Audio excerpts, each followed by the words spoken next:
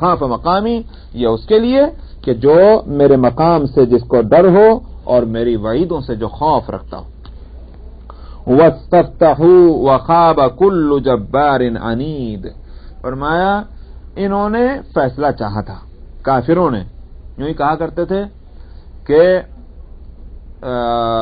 اور جو پچھلی امتوں نے بھی یہی کہا، بھئی کہاں ہے وہ عذاب، لائیے نا، کہاں ہے وہ عذاب جس سے آپ ڈراتے ہیں.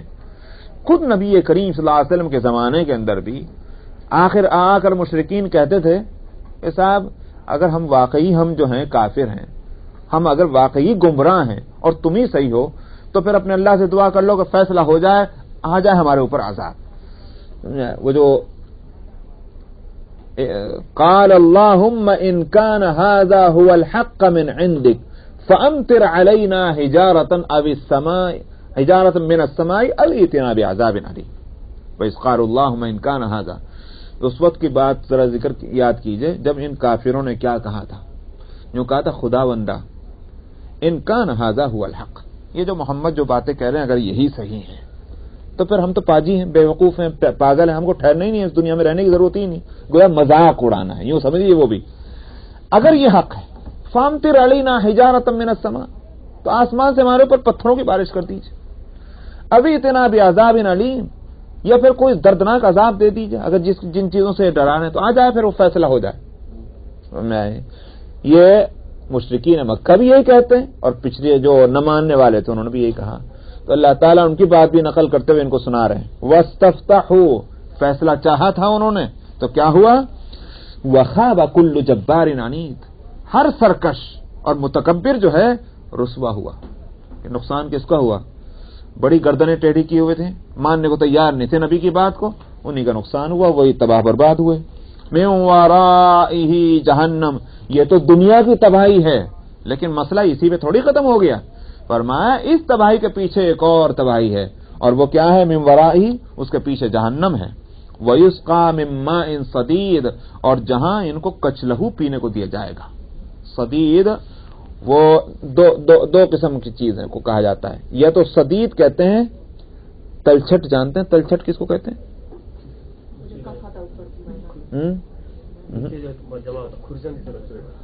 تیل کے نیچے جو بیٹھ جاتی مٹی، گاد، اس کو کہتے ہیں تلچھٹ.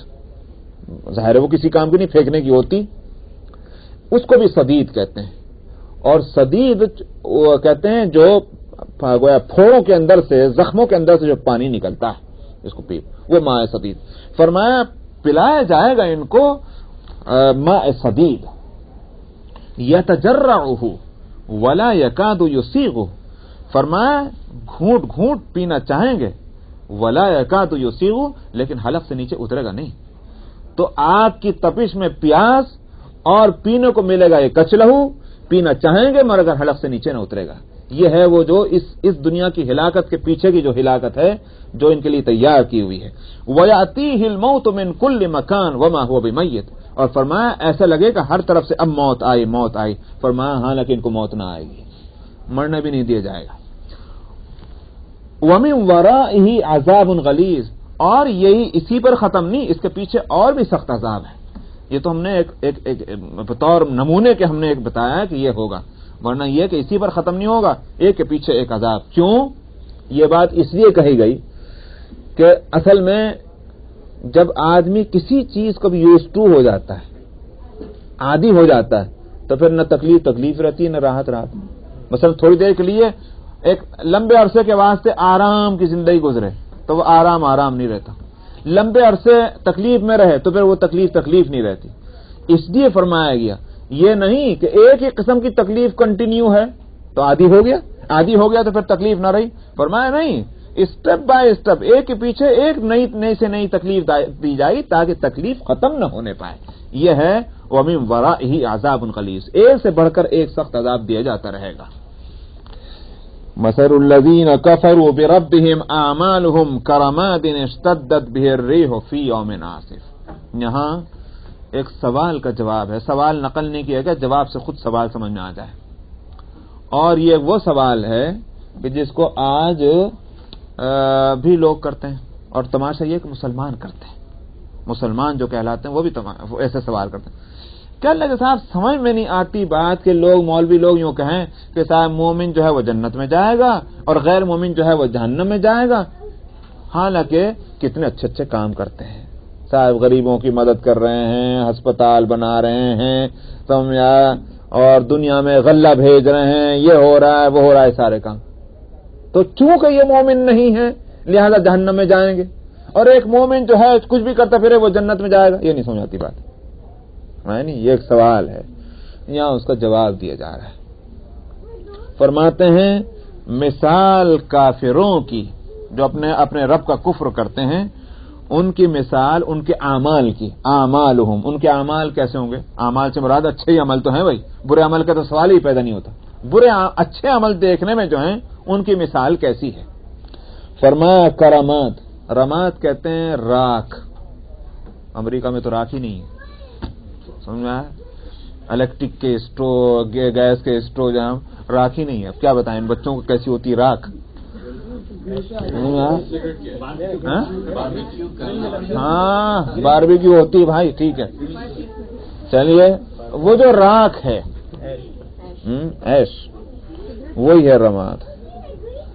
فرمایا کہ جیسے کہ راکھ اشتدت بہ الریح فی یوم عاصف، وہ بھی مٹی ہے، راکھ ایش کیا ہے؟ وہ بھی دراصل مٹی تو ہے، ترابی مادہ ہے، زمینی، لیکن مٹی کے مقابلے میں اس کا ویٹ نہیں ہوتا، بہت ہلکی ہوتی ہے، اس واسطے اس کی مثال دی۔ فرمائے جیسے راکھ اشتدت بہ الریح فی یوم عاصف، کسی تیز آندھی والے دن میں ہوا ذرا سخت ہو جائے، لا یقدرون مما کسبوا علی شیء، فرمایا کہ جس کی تھوڑی دیر کے مان لیجیے کسی نے راکھ کا ڈھیر رکھا ہوا ہے، تیز ہوا چلی اور راکھ اڑا رہی، وہ سمیٹ رہا، اپنی راکھ کو سمیٹ سکتا ہے کیا؟ روک سکتا ہے اس کو؟ نہیں روک سکتا۔ فرمایا یہی صورت ہوگی ان کافروں کے اعمال کی، جب قیامت کی آندھی اور ہولناکی جب ہوگی اس کے سامنے ایک عمل نہ ٹھہرے گا، کیوں؟ اس لیے کہ وزن نہیں ہے اس کے اندر، وزن کہیں سے ہوتا؟ ایمان سے، یہ ہے ایک بات۔ اسی واسطے اس کی ایک اور مثال بھی ہے جس کو میں پہلے بھی کہہ چکا، ایک مومن کی زندگی اور ایک کافر کی زندگی جو ہے اس میں ایک مثال سے ایک فرق سمجھا جا سکتا ہے کہ جیسے سمجھ لیجئے کہ بال کے اندر ہوا ہے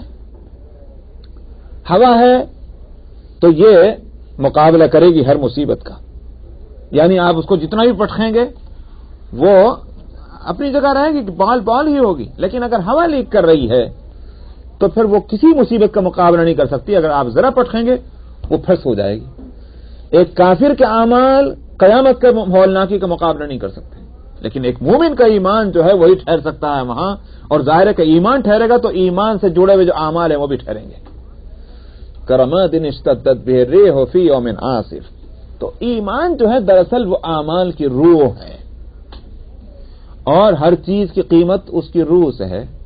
دیکھ لیجیے آپ کہ صاحب ایک آدمی بیمار ہے، ڈاکٹر نے کہا آپریشن ہوگا، بھائی کہیں گا آپریشن ہوگا، ہاتھ کٹے گا، نعوذ باللہ، پھر بھی اچھا بھائی ٹھیک ہے، پھر بھی آنکھ کا تارا ہے، ہاتھ کٹ گیا ہے، سمجھ میں آیا، جگہ جگہ اس کے آپریشن ہو گئے ہیں، یا خدا نخواستہ کسی ایکسیڈنٹ میں ہاتھ پاؤں ٹوٹ گئے، سب کچھ ہے، مگر آنکھ کا تارا ہے۔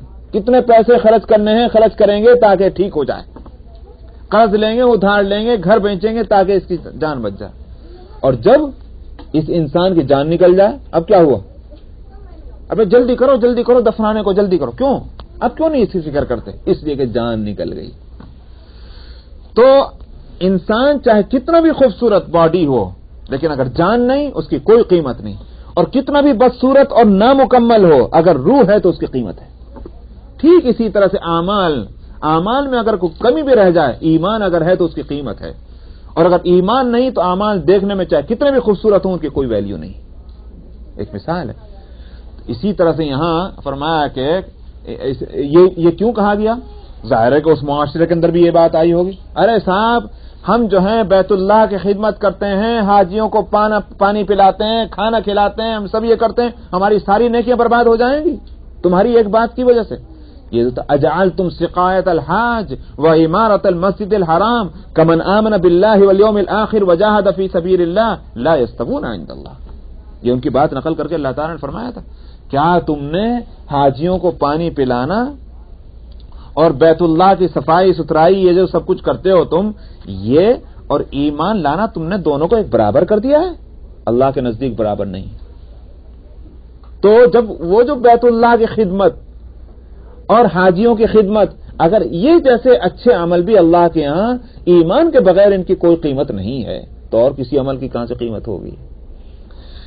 تو فرمایا کہ لا یقدرون مما کسبوا علی شیء. یہ قیامت کی ہولناکی جب ہوگی ان میں سے کسی چیز پر بھی ان کو قدرت نہ ہوگی، سارے عمل برباد.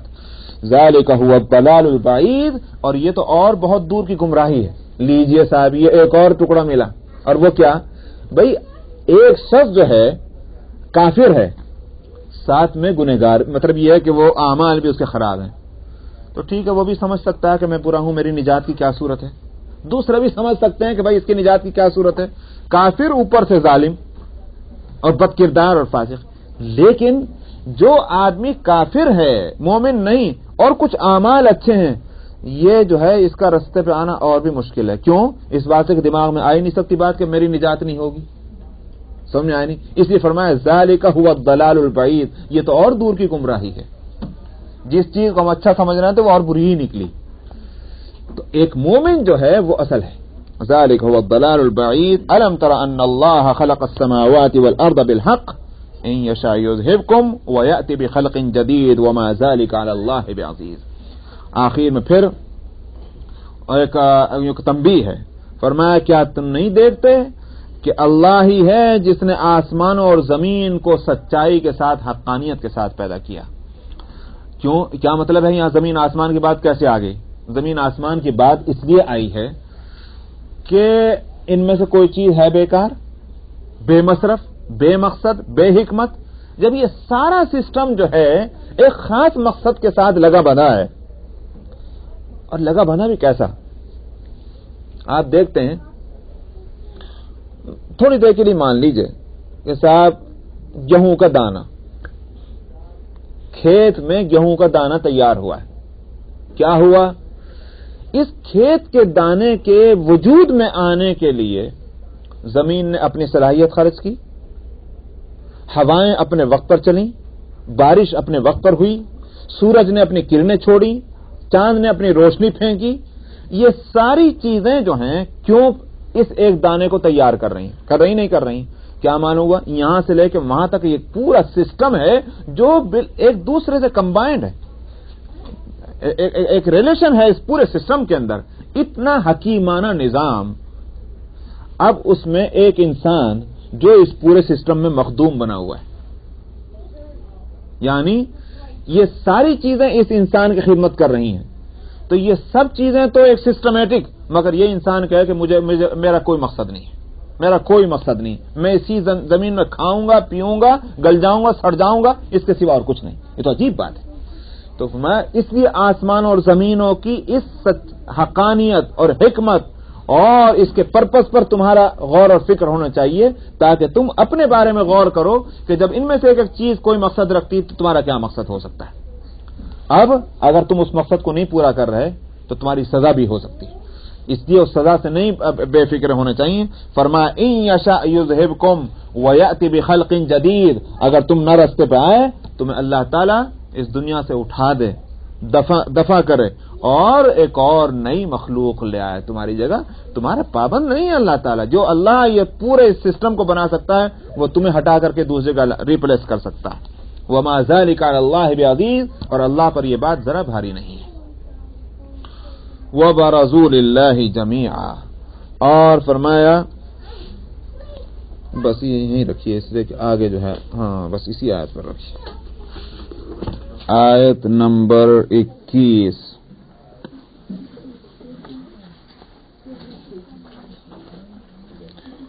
اعوذ باللہ من الشیطان الرجیم. بسم اللہ الرحمن الرحیم.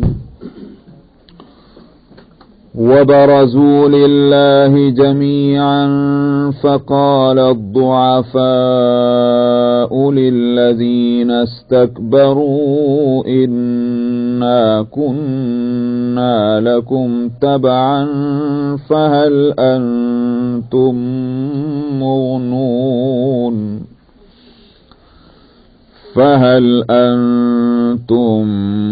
مغنون عنا من عذاب الله من شيء قالوا لو هدانا الله لهديناكم سواء علينا أجزعنا أم صبرنا ما لنا من محيص. وقال الشيطان لما قضي الأمر إن الله وعدكم وعد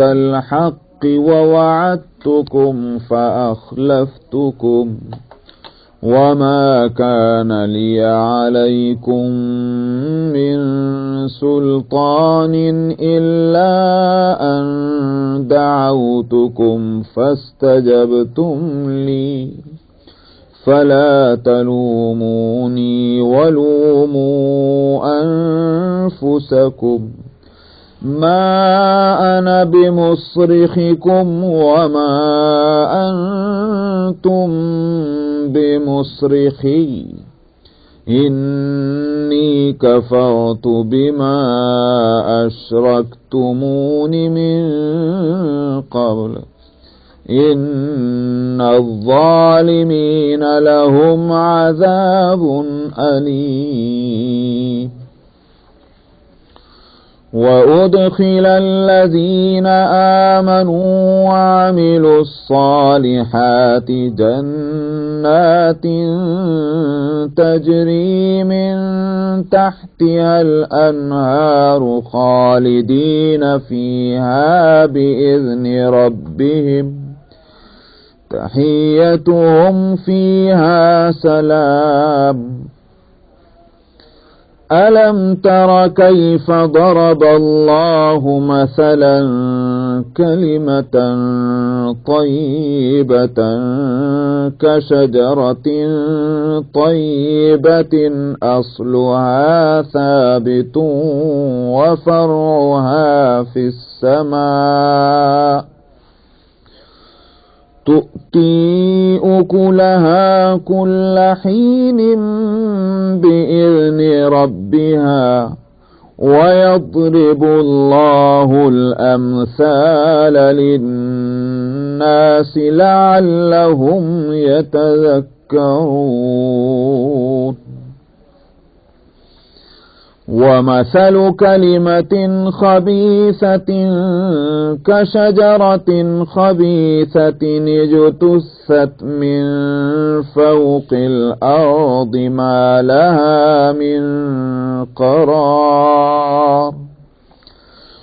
يثبت الله الذين آمنوا بالقول الثابت في الحياة الدنيا وفي الآخرة ويضل الله الظالمين ويفعل الله ما يشاء. ألم تر إلى الذين بدلوا نعمة الله كفرا وأحلوا قومهم دار البوار جهنم يصلونها وبئس القرار. وجعلوا لله أندادا ليضلوا عن سبيله قل تمتعوا فإن مصيركم إلى النار قل لعبادي الذين آمنوا يقيموا الصلاة وينفقوا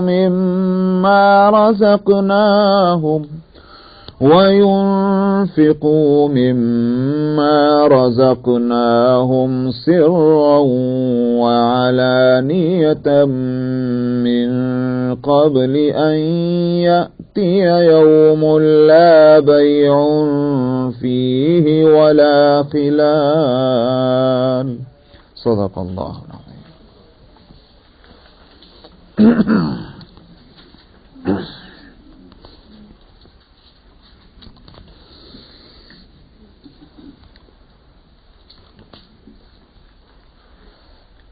تو ان کو پانی کے لیے ذرا بھیجیے گا بچے کو کسی نہ آپ تشریف رکھیں. بسم اللہ. آیت نمبر 18 میں کفار کے اعمال جو دیکھنے میں اچھے ہیں ان کے بے حقیقت ہونے کو ایک مثال سے سمجھایا گیا تھا. راکھ کی مثال دی تھی کہ جیسے راکھ دیکھنے میں تو ایک وجود رکھتی ہے، ایک حقیقت ہے دیکھنے کے اعتبار سے، مگر اس وقت تک جب تک ہوا کے جھونکے اس سے وہ محفوظ رہے. ہوا کا جھونکا آئے تو راکھ کا ڈھیر جو ہے وہ اڑ جاتا ہے، وہ نظر ہی نہیں آتا. ٹھیک اسی طرح سے کفار کے اعمال ہیں کہ قیامت کی ہولناکی سے پہلے تک ان کا وجود ہے، اور قیامت کی سختیوں کی جو جھونکے ہوں گے وہ اس کو راہ کی طرح سے اڑا دیں گے، کوئی حقیقت ان کی باقی نہ رہے گی. تو معلوم ہوا کہ یہ اعمال کسی کام کے نہیں، جن کے پیچھے ایمان نہیں. یہاں سے ایک امکان ہو سکتا تھا، چلیے صاحب ہمارے عمل نہیں بچائیں گے تو ہمارے بزرگوں سے ہماری جو نسبت ہے وہ تو ہم کو بچا سکتی. ہمارے بڑے جن کی ہم پوجا کرتے ہیں، جن کی طرف اپنی نسبت پر ہمارا بڑا ناز ہے، وہ تو ہم کو بچائیں گے. مراد وہی ہیں جن کے بت انہوں نے بنا رکھے. اس کے لیے فرماتے ہیں وہ اس کے کہ کیا ہوگا ان کا انجام؟ وَبَرَزُوا لِلَّهِ جَمِيعًا، یہ سب کے سب اللہ کے سامنے ظاہر ہوں گے. یعنی مطلب یہ کہ ان کو لایا جائے گا سامنے جواب دہی کے لیے. ایک تو اسی سے سب صاف ہو گیا، سب پکڑے ہوئے ہیں، کسی کی وہاں نہیں چلے گی، حکم ملے گا اور سب ایک ہی صف میں وہاں کھڑے ہو گئے. تو جب یہ حالت ہے تو کون کس کو بخشوا سکتا ہے؟ مراد یہ. فقال الضعفاء، آگے کی بات، فقال الضعفاء للذین استكبروا انا كنا لكم تبعا. کمزور ان تکبر کرنے والوں سے، یعنی جن کے پیچھے لوگ چل رہے تھے، لیڈر جو لوگ تھے، جن لیڈروں کے کہنے میں دنیا میں آئے ہوئے تھے، وہ ہیں تکبر کرنے والے. کمزور لوگ تکبر کرنے والوں سے کہیں گے اجی ہم تمہارے ہی تو فالوورز تھے، دنیا میں ہم تمہارے راستے پر چلتے تھے، تمہارے پیچھے چلتے تھے، تمہارے جھنڈے کے نیچے تھے. فہل انتم مغنون عنا من عذاب اللہ من شیء، تو تم کیا اللہ کے عذاب سے کچھ بھی آج ہم کو ہماری مدد کر سکتے ہو بچانے میں؟ قالوا لو ہدانا اللہ لہدیناکم، وہ کہیں گے آج کون بچا سکتا ہے جی؟ آج کوئی کسی کو نہیں بچا سکتا، اور اگر اللہ میاں بچنے کا کوئی راستہ بتا دیتے ہم ضرور تم کو بھی راستہ بتا دیتے، مگر ہے ہی نہیں کوئی راستہ اس وقت بچنے کا. لو ہدانا اللہ لہدیناکم سواء علینا اجزعنا ام صبرنا ما لنا من محیص. بھائی ایک بات سیدھی سن لو، چاہے تو اس وقت چیخو پکار کر لو، واویلا کر لو، اور چاہے خاموش بیٹھ جاؤ، ہمارے لیے اب چھٹکارے کی کوئی صورت تو ہے نہیں. کہا کرتے ہیں نا بھائی یہ مصیبت تو آنی ہے، بس آنی ہے، چاہے گلے پھاڑ کے چیخ لو چاہے خاموش بیٹھ جاؤ. یہ ہوا، اب یہ مصیبت ٹلنے والی نہیں ہے یہاں سے، مارے نام محیص. تو یہ تو ان لیڈروں کا حال ہوا. ان لیڈروں کا بھی جو سب سے بڑا لیڈر ہے شیطان، ہو سکتا ہے بھائی چھوٹے لیڈر نہیں بچائیں گے، بڑا لیڈر بچا لے گا، اس کا بھی حشر کیا ہونا ہے. وقال الشیطان لما قضی الامر ان اللہ وعدکم وعد الحق ووعدتکم فاخلفتکم. شیطان کہے گا جب اللہ تعالی فیصلہ فرما دیں گے یہ ایسا یہ ایسا یہ ایسا، اس وقت تو بات کھل کر آ گئی سامنے. جب تک یہ فیصلہ نہیں ہوا، جب تک تو ہر ایک جو ہے وہ یکساں حالت میں ہے، پریشان ہے تو اور اچھے اور برے ہیں تو سب یکساں. فیصلہ ہو جانے کے بعد اب اچھے اور برے چھٹ گئے. تو شیطان اس وقت اپنی پوزیشن کو صاف کرے گا، کہے گا شیطان جب فیصلہ ہو چکا ہوگا، اللہ میاں نے بھی تم سے ایک وعدہ کیا تھا جی، وہ وعدہ سچا تھا، اور ایک میں نے وعدہ تم سے کیا تھا، میں نے اس کے خلاف کیا۔ وعدہ میرا بھی تھا، وعدہ اللہ میاں کا بھی تھا، ان کا وعدہ سچا، میرا وعدہ غلط، لیکن یہاں تک تو مجھے اقرار ہے کہ میں نے کچھ تم سے وعدے کیے تھے کہ تم یوں بچ جاؤ گے، یوں بچ جاؤ گے، یوں بچو گے۔ جزاکم اللہ، شاباش۔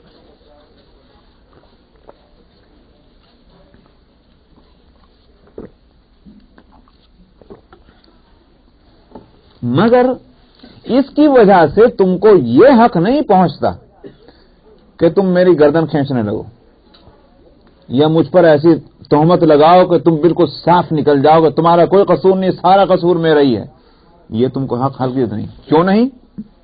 کہتا ہے کہ وما کان لی علیکم من سلطان الا ان دعوتکم فاستجبتم لی۔ بھئی میں نے تمہارے ساتھ اس سے زیادہ تو کچھ نہیں کیا، میرا کوئی زور، کوئی زبردستی میری تمہارے اوپر کچھ نہیں تھی، سوائے اس کے میں نے تمہیں بلایا، تم نے قبول کر لیا آنا، یہ تو میں نے کیا، اور کیا کیا؟ میں تمہاری گردن پکڑ پکڑ کے تھوڑی کھینچ کے لا رہا تھا۔ شیطان جو ہے، شیطان صرف ورغلاتا ہے، ہاتھ پکڑ کے کھینچ کے نہیں لے جاتا۔ یہ شیطان کو اللہ نے طاقت نہیں دی ہے۔ وہی وہ اس وقت کہے گا قیامت میں، مجھے کیوں گالیاں دے رہے ہو، کیوں کہتے ہو تم مجھے سب کچھ برا؟ میں نے تم کو ایک چیز کی دعوت دی تھی، تم نے قبول کر لیا۔ اگر میں قصوروار دعوت دینے کا ہوں، تم قصوروار قبول کرنے کے ہو، تم نے آنکھوں پہ پٹی باندھ کے میری بات کو مانا تھا۔ فاستجبتم لی، تم نے میری بات کو مان لیا تھا۔ فلا تلومونی ولوموا انفسکم، میں خالی مجھے مت ملامت کرو، اپنے آپ کو بھی ملامت کرو جی، کہاں اس وقت جو ہے مجھے خالی ملامت کر رہے۔ یہ ہوگا شیطان کا کہنا، اور دیکھ لیجئے کتنا صحیح۔ وہ کسی نے کہا بہت سیدھے سیدھے، کیا ہنسی آتی مجھ کو حضرت انسان پر، کار بد خود کرتا ہے، لعنت کرتا ہے شیطان۔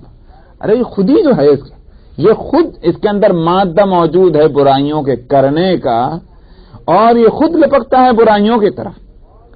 شیطان نے اگر مشورہ دیا ہے، لالچ دیا ہے، تو خود آدمی کو سوچنا چاہیے، اللہ نے عقل دی ہے۔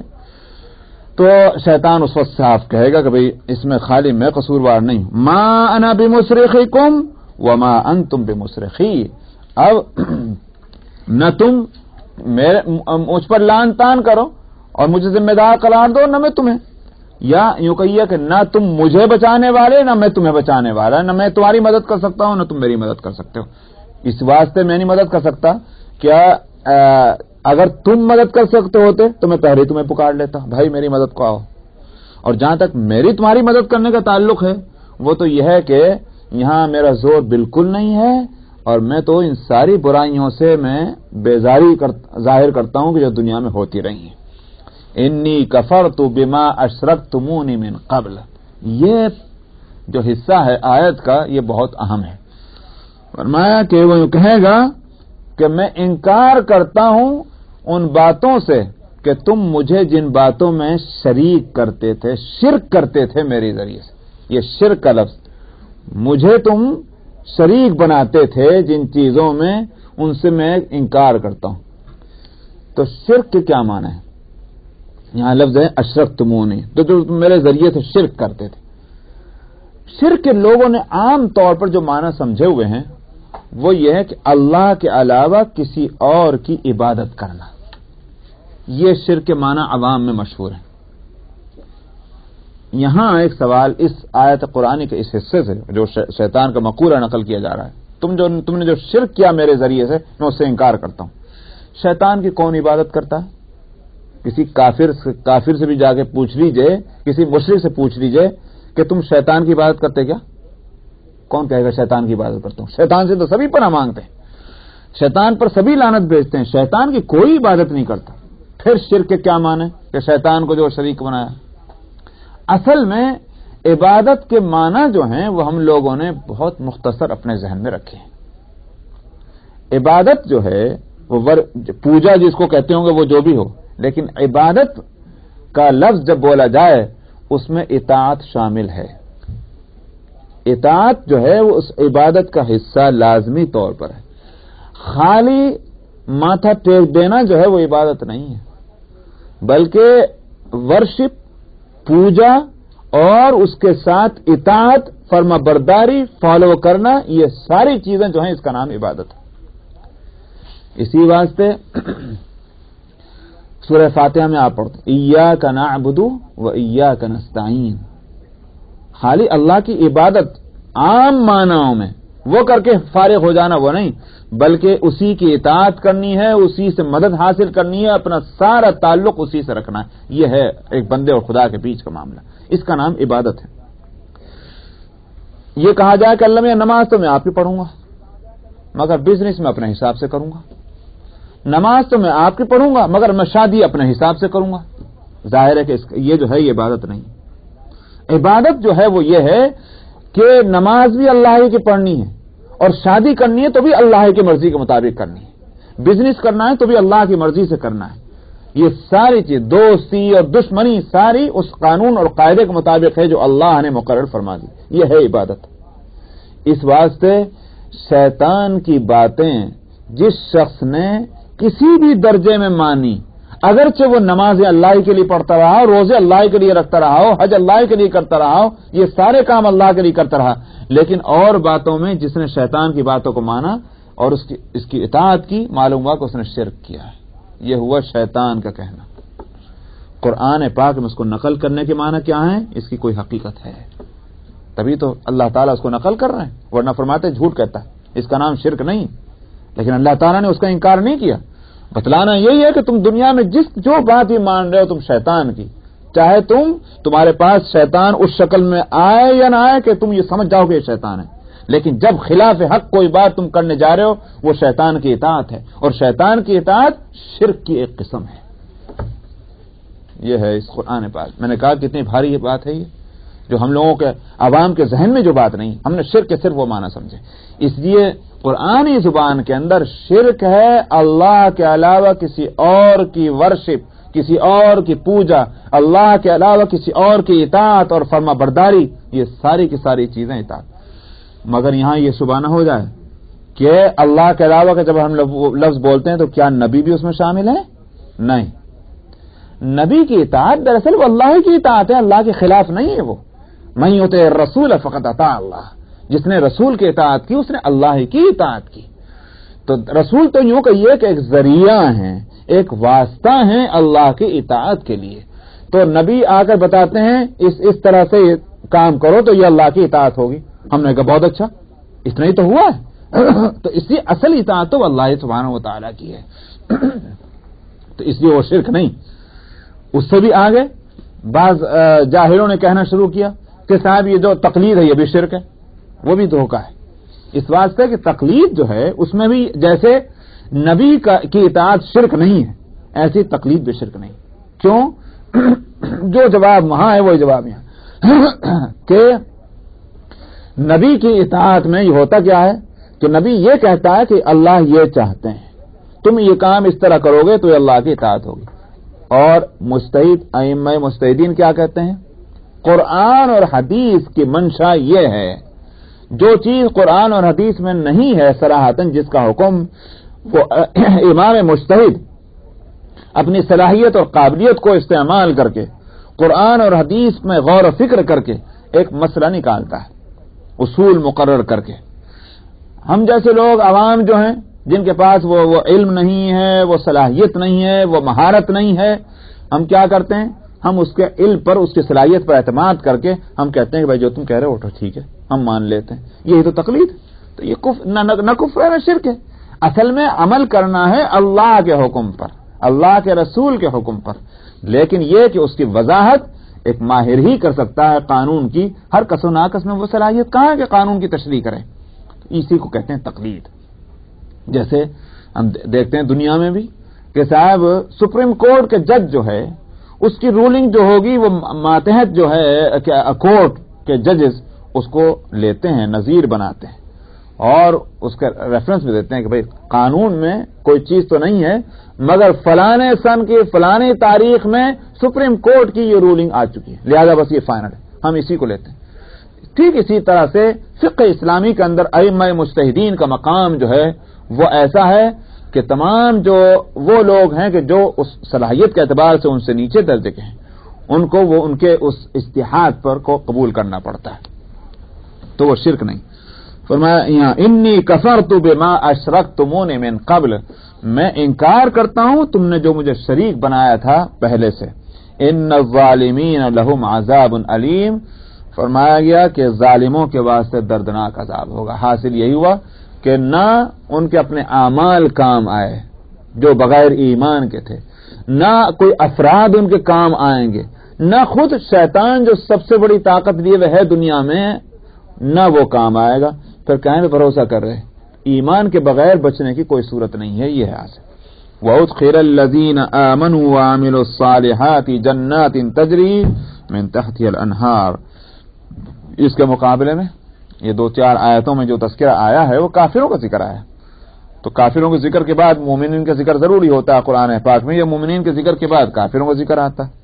فرمایا داخل کیے جائیں گے ایمان والے اور جنہوں نے نیک عمل کیے ہیں ایسی جنتوں میں جن کے نیچے نہریں بہتی ہوں گی، ہمیشہ ہمیشہ اس میں رہیں گے اپنے رب کے حکم سے، اور تحیتہم فیہا سلام، وہاں زبان سے بھی کوئی تکلیف ایک کو دوسرے سے نہیں پہنچے گی، بلکہ جو باتیں ہوں گی وہ امن اور سلامتی کی ہوں گی۔ یا تو اس کا ترجمہ یوں کیجئے، تحیہ کہتے ہیں گریٹنگ، جو ملنے کے وقت کی، ملاقات کے وقت کی جو گفتگو ہے اس کو کہتے ہیں تحیہ۔ ہر قوم کے اندر ایک خاص اب ہوتا ہے، مثلا اب اس ملک میں ہے انہوں نے کہا good morning, good afternoon, good evening, بس یہ تو ہے۔ ہندوؤں میں چلے جائیے تو نمستے، یہ ہو گیا۔ لیکن مسلمانوں نے کیا رکھا؟ مسلمانوں کا جو ہے وہ ہے السلام علیکم، تحیتہم فیہا سلام، اس میں ان کی گریٹنگ جو ہے وہ سلام ہوگی۔ کن کی؟ کون کرے گا؟ یہاں اس کو گول رکھا گیا ہے۔ اس سے مراد یہ بھی ہے کہ آپس میں ایک جنتی دوسرے جنتی سے ملے گا، السلام علیکم، وعلیکم السلام، یہ بھی معنی ہے۔ یہ بھی ہے کہ اللہ سبحانہ و تعالی اہل جنت سے سلام کہیں گے۔ تو اگر ہمارے السلام علیکم کہنے کا یہ اثر ہو سکتا ہے کہ حدیث میں جو ہدایت فرمائی گئی کہ 2 مسلمانوں میں اگر لڑائی ہو، اختلاف ہو جائے، تو 3 دن سے زیادہ مت اس لڑائی کو باقی رکھو، آگے بڑھو، کوئی تم میں سے السلام علیکم کہو جا کر۔ کیا ہوگا السلام علیکم؟ یہ کوئی جادو ہے، کوئی منتر ہے؟ نہیں، یہ لفظ ضرور اثر کرتا ہے اپنے معنی کے اعتبار سے۔ السلام علیکم کے معنی کیا ہے؟ امن، پیس۔ وہ لفظ تم بول رہے ہو، چاہے کوئی شخص اس کے معنی جانتا ہے کہ نہیں جانتا، لیکن لفظ اب ایک اپنا اثر کرتا ہے۔ تو ایک جس سے جھگڑا ہوا، اختلاف ہوا، لڑائی ہوئی، تجربہ کر کے دیکھ لیجئے، آپ جائیے اور جانے کے بعد کہیے بس السلام علیکم، ٹیمپریچر اس کا جو ہے 50% تو ڈاؤن ہو ہی جائے گا، بقیہ باتیں جو ہوں گی اس کے بعد ہوں گی۔ تو اگر دنیا میں السلام علیکم ہمارے کہنے کا یہ کوئی اثر ہو سکتا ہے اس کا، اللہ سبحانہ و تعالی جب فرمائیں گے جہاں ان کا فرمانا کسی طرح بے حقیقت نہ ہوگا، حقیقتوں سے معمور، پوری حقائق سے مزین یہ لفظ اس وقت ہوگا، اس وقت کیا اثرات اہل جنت پر اس کے مرتب ہوں گے۔ تو اللہ تعالیٰ فرمائیں گے السلام علیکم۔ اسی لیے یہ میں نے شاید یہ بات پہلے بھی بتائی تھی یہاں کہ دنیا میں ہم لوگوں کا جو یہ سلام رکھا گیا ہے یہ ایک علامت ہے کہ بھائی ہمارا وطن جو ہے وہ جنت ہے۔ جنت کا کوڈ ورڈ السلام علیکم ہے۔ کوڈ ورڈ جانتے ہیں کس کو کہتے ہیں؟ ملٹری کے لوگ جو ہیں ان کو ایک کوڈ ورڈ دیا جاتا ہے، فیلڈ میں جاؤ گے تو پہچان کے لیے یہ ورڈ ہے تمہارے واسطے۔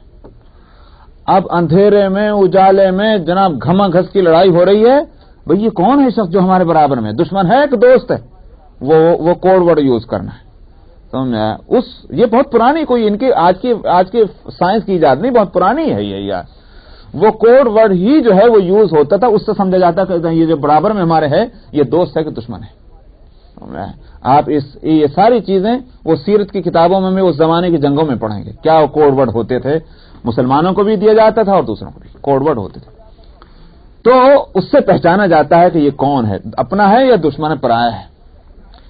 اللہ تعالیٰ نے مسلمانوں کے لیے کوڈ ورڈ کیا رکھا؟ السلام علیکم۔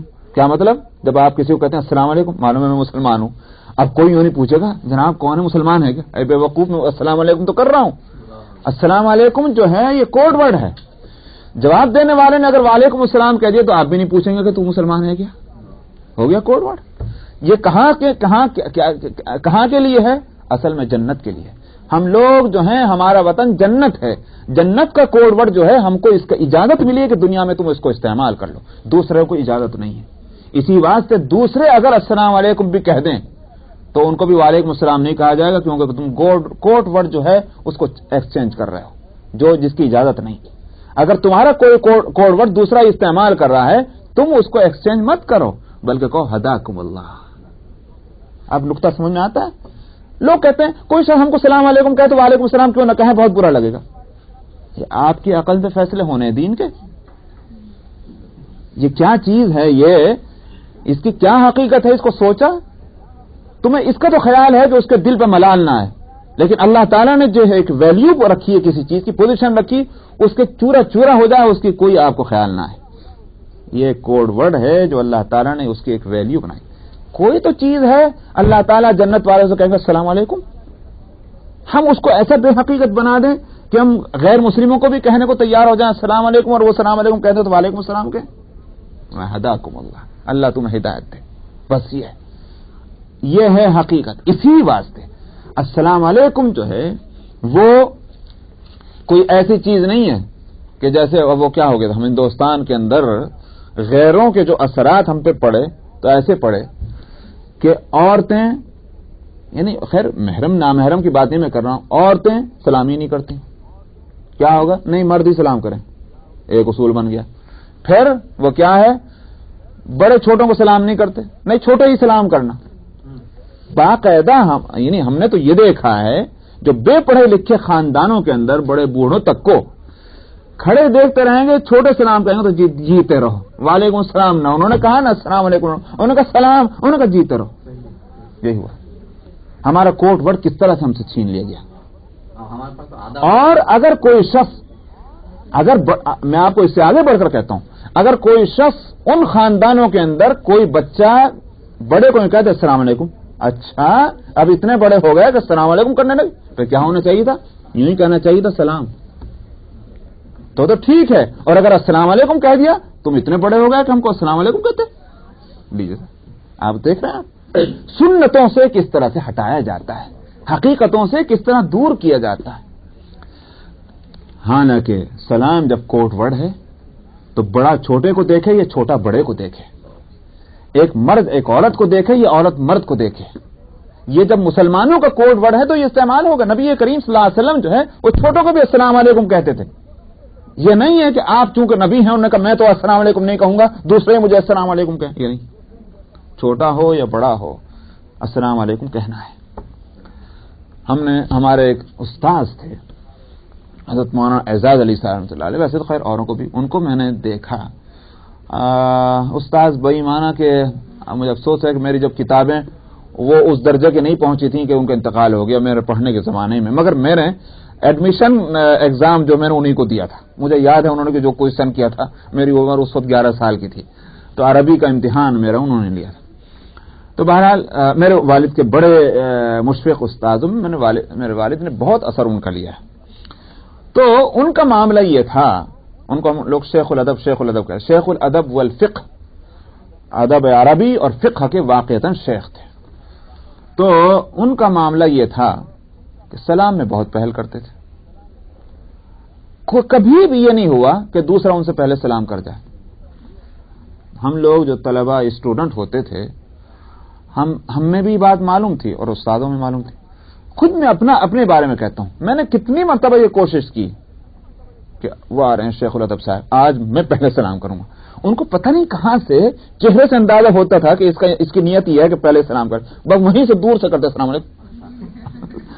वो जो है, इसी वास्ते फ़िक़्ह की पजल है, पजल तो आप लोग खूब जानते हैं, एक फ़िक़्ह की पजल है। वो सुन्नत कौन सी है कि जिसका सवाब वाजिब से बढ़कर है? समझ में आइए, एक पजल है। जाहिर बात है कि फर्ज का दर्जा बढ़कर है, उसका सवाब भी सबसे बढ़कर, वाजिब का दर्जा उससे नीचे है तो सवाब फर्ज से कम मगर सुन्नत से ज्यादा है। تو مگر وہ کون سا عمل ہے کہ جس کے سنت کا ثواب واجب سے زیادہ ہے؟ وہ ہے السلام علیکم کرنا سنت اور وعلیکم السلام جواب دینا واجب، مگر السلام علیکم جو کہے گا اس کا ثواب زیادہ ہے بنسبت جواب دینے والے کے، اس لیے السلام علیکم کہنے میں پہل، یہ ثواب میں لے لوں کسی طرح سے۔ تو یہ تھا ان کا عمل۔ ظاہر ہے کہ یہ نبی کریم صلی اللہ علیہ وسلم سے یوں کہیے کہ آپ کا مزاج اور اسلام کا مزاج اور جو اس میں سلسلے میں فلسفہ ہے وہ جس پر اس کی نظر ہوگی اور جو خیر کا طلبگار ہوگا وہ ان سب چیزوں کو جو ہے اپنی زندگی کے واسطے ایک دستور بنا لے گا۔ فرمایا تحیتہم فیہا سلام، وہاں جنت میں ان کا تحیہ اور گریٹنگ کیا ہوگی؟ السلام ہوگی۔ الم تر کیف ضرب اللہ مثلا کلمۃ طیبۃ، یہاں اب یہ ایمان اور کفر کا مقابلہ کر کے بتا دیا کہ کافروں کے عمل کس طرح سے برباد ہونے ہیں، جہنم میں ان کو جانا ہے دردناک سزا پانے کے واسطے، چاہے اچھے عمل ہو چاہے برے عمل ہو۔ ایمان والوں کو جنت میں جانا ہے،